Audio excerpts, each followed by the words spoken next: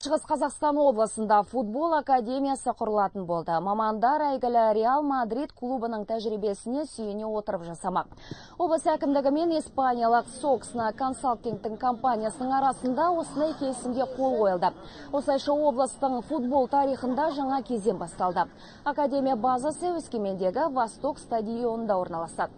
Жыл бойы жаттығуға арналған жабық футбол алаңы салынады. Қазан айынан бастап академияға еліміздің барлық өңірінен 100 бала іріктеледі деп жоспарлануда. Басқа аймақтардан баратын балалар қаладағы спорт интернатына орналасады. Испандық мамандар тек жеткіншектерге ғана емес, жергілікті жаттықтырушыларға да футболдың қыр-сырын үйретеді. Жалпы Соксна консалтингтің компаниясының академия ашып дәріс беру саласында тәжірибесі мол.